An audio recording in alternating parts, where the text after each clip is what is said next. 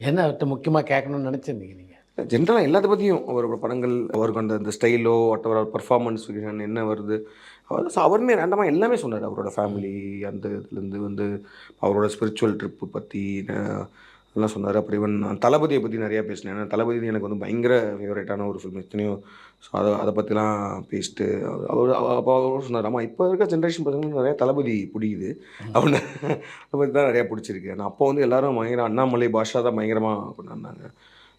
Sir Annamalai பாஷாமே நாங்கள் கொண்டாடினது தான் sir. But தளபதி வந்து ஏதோ ஒரு ஸ்பெஷல் இது இருக்குது. ஆமாம் இப்போ இருக்க நிறையா பர்சன் வந்து தளபதி சொல்லியிருக்காங்க அப்படின்ற மாதிரி சொல்லிட்டு அதெல்லாம் கேட்டுட்டு இருந்தேன். அந்த அந்த பெர்ஃபார்மன்ஸ் எல்லாம் என்ன பண்ணீங்க அதெல்லாம் அது சொன்னார். அது அந்த அந்த அவர் அந்த ஒரு மேடையில் சொன்னார்ல, அதெல்லாம் சொல்லியிருக்காரு. அந்த பொன்னியின் செல்வன் ஆடியோ லான்ச் அப்போ ஒரு தலைவர் மேடையில் சொன்னார்ல, ஒரு ஒரு ஒரு ஃபைட்டு இதை அடிக்கணும், அதுக்கு எதுக்கு இவ்வளோ சொல்கிறீங்கன்ற மாதிரி அதெல்லாம் நிறையா ரொம்ப ஜாலியாக பேசினார். நிறையா சொன்னார். அப்போ தான் வந்து அவர் கேஷுவலாக சொன்னார், நான் இப்போ இந்த கேரக்டரை பற்றி அசால் செய்தை பற்றி சொன்னார்.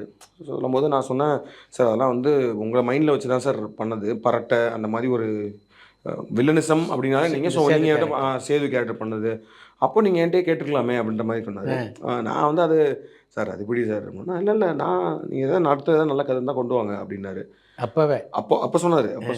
நான் ஆனால் அதை எப்படி நினச்சேன்னா, சரி ஒரு பையன் புது டைரக்ட் பண்ணுற பையன் அவனை என்கரேஜ் பண்ணுறதுக்காக ஒரு வார்த்தை சொல்கிறாருன்னு தான் நான் நினச்சேன். ஏன்னா வந்து அவர் எப்படி பண்ணுவார் அப்படின்ற அந்த ஏன்னா வந்து அப்போ வந்து லிங்கா பண்ணிகிட்ருக்காரு. இப்போ அடுத்த மேபி அவர் சங்கர் சார், மணி சார் இவ்வளோ பெரிய பெரிய டேரக்டர்ஸ்லாம் இருக்காங்க.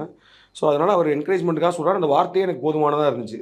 அப்படியே சார் அப்படின்னு சொல்லிட்டு நான் வந்து வந்துட்டேன். பட் ஆனால் அதுக்கப்புறம் வந்து நான் இறைவி படம் பண்ண போயிட்டேன். பட் ஆனால் ஒன்ஸ் அவங்க கபாலி அனௌன்ஸ்மெண்ட் வந்தப்போ தான் I came to know that அவர் சீரியஸாக தான் சொல்லியிருக்காரு. Because he was open to work with ஒரு படம் 2 படம் பண்ண டேரக்டர்ஸ் ஒர்க் பண்ணுறதுக்கு அவர் ரெடியாக இருக்கார் அப்படின்னு தெரிய வந்துச்சு. அதுக்கப்புறம் தான் நான் போய் பேட்ட கதை அவர்கிட்ட சொன்னேன்.